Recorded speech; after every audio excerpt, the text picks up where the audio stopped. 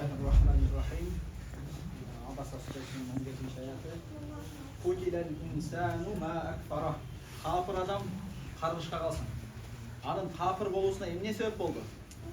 Деп Allah subhanahu wa ta'ala жақта жемелі түрінде айтып отыр. Min ayyi shay'in khalaqa. Ал емнеден жаралынғанын қарабай ба? Min nutfatin khalaqahu faqaddara. Алла Тааланы bir тамшы судан, bir тамшы урықтықтан жаратып, кейін аны чинеп қойды. Thumma as-sabila yassara. Андан кейін аны ошенткенден кейін ененің құрсағынан шығу жолын аға жеңіл қылып қойды. Thumma amatahu fa aqbara. Андан кейін аны өлтіріп қабырға кіргізді. Жанын алып қабырға кіргізді. Thumma idha sha'a anshara. Андан кейін егер қаласа қиямат күні Алла Таала аны қайра тірілтеді.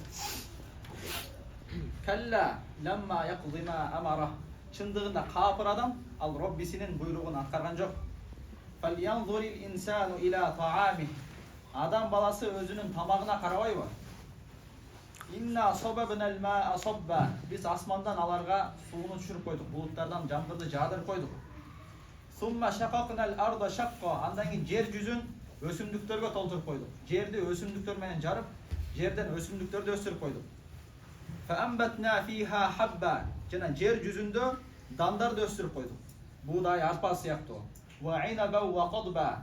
Жана ошондой эле жүзүмдү жана улам чыга берүүчү өсүмдүктөрдү өсүрүп койдук. Беден өсүрүп койдук дейт. Wa zaytuna wa nakhla.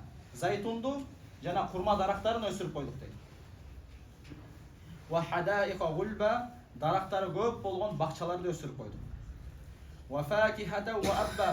Жемиштерди жана чөптөрдү өсүрүп койдук. Мындай айтканда мал жандыктар ошол жакта оттой турган чөптөрдү өсүрүп койдук дейт. Матаан лакум ва ли ан'амикум. Силерге жана силердин мал жандыктарыңарга тамак аш болуштугу үчүн. Мындай айтканда силер ошол нерселерден силер жана силердин мал жандыгыңар пайдаланыштыгы үчүн. Fa idha ja'atis sakha. Кыямат күнү экинчи сурна үйлөнгөн кезде yawma yafirrul mar'u min akhi. Ал күнү адам баласы өзүнүн бир тууганынан качып калат. Wa ummihi wa abi. Өзүнүн ата-энесинен качат. Wa sahibatihi wa bani. Жана өзүнүн жубайынан жана бала чакасынан качып калат. Likulli imri'in minhum yawma idin sha'nu yughni. Ал күнү ар бир адамдын абалы оор болгондуктан башка бирөөнүн абалынан кызыкпай турган болуп калат. Башкана ар бир адамдын өзүнө жете турганчалык бир абал болуп калат. Wujuhu yawma idin musfira. Ошол күнү нурлуу жаркыраган жүздөр болот. Дохикатун мустабшира. Жана алар жылмайган, сүйүнгөн абалда болушат. Ва wujuhu yawma idin alayha qatara. Ва wujuhu yawma idin alayha ghabara.